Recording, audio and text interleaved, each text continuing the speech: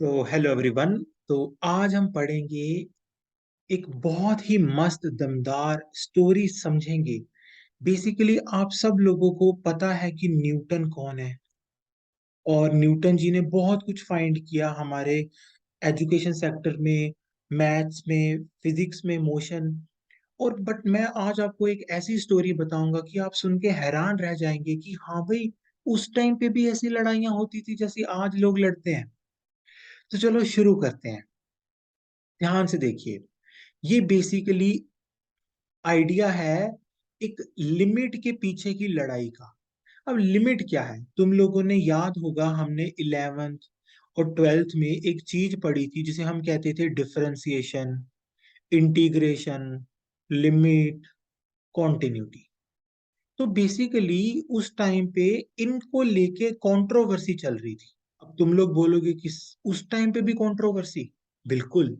जैसे आज लोग यूट्यूब पे चलते हैं ना कि हाँ उसने उसको कुछ बोल दिया, उसने वीडियो बना ली, कंट्रोवर्सी स्टार्ट हो गई। बिल्कुल एग्जैक्टली उस टाइम पे भी कंट्रोवर्सियां होती थी। और ये कंट्रोवर्सियां उस टाइम पे बड़े लेवल पे होती थी। इनको इंटेलेक्चुअल कंट्रोवर्सी बोला जाता था, क्योंकि दो बड़े लोगों के बीच में कंट्रोवर्सी थी। कौन कौन? न्यूटन और लिबनीज। न्यूटन जी का नाम बहुत लोगों ने सुना ही सुना है। लिबनीज भी एक बहुत बड़े क्या थे, मैथमेटिशियन। ये दोनों बड़े बड़े मैथमेटिशियंस के बीच में कंट्रोवर्सी स्टार्ट हो गई थी तकरीबन 1699 और 1711, इसी टाइम के दौरान। तो हम टाइम पे ना जाके हम ये समझते हैं कि बात थी क्या। चलो सबसे पहले दोनों को देख लिया जाए। ये है हमारे न्यूटन जी। ठीक है जी, न्यूटन जी रिस्पेक्ट के साथ। और ये है हमारे लिबनीज जी। आप में से बहुत लोगों ने इनको किसी ना किसी किताब, एनसीईआरटी, अपनी स्कूल की, कॉलेज की जो भी बुक्स होती हैं उनमें देखा होगा। बट हम कभी भी समझ नहीं पाते कि कौन कौन है, कौन कौन है। आज आपको शायद थोड़ा सा आइडिया जरूर लगे। तो बेसिकली इनके बीच में कंट्रोवर्सी थी क्या। अब सबसे पहले स्टार्ट करते हैं न्यूटन जी से।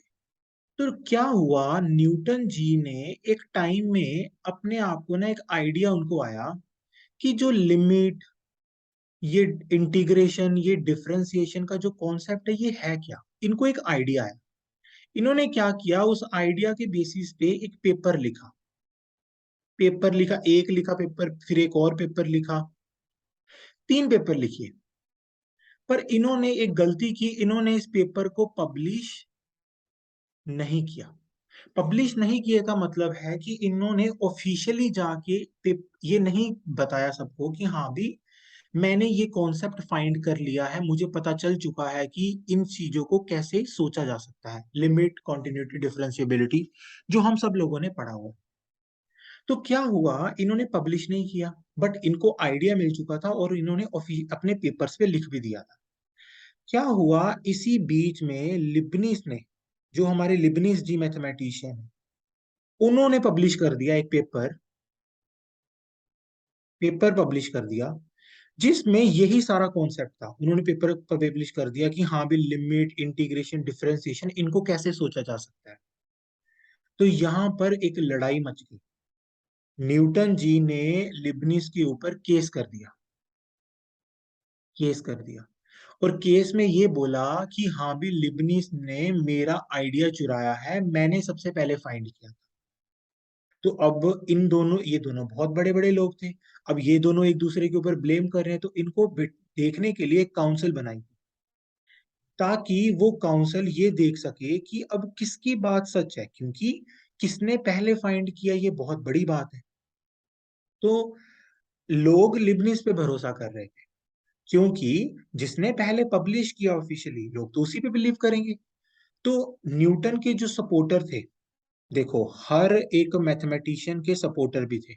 तो न्यूटन के सपोर्टर्स ने बोला कि हम आपकी बात मानते हैं कि लिबनीज ने पहले पब्लिश किया, बट न्यूटन के जो पेपर्स थे वो हमने, जो नॉन लोग थे, जो अच्छे अच्छे मैथमेटिशियंस थे, उनको बताया था, ताकि हमें वो बता सके, इनपुट दे सके कि हाँ भी डिस्कशन के तौर पे।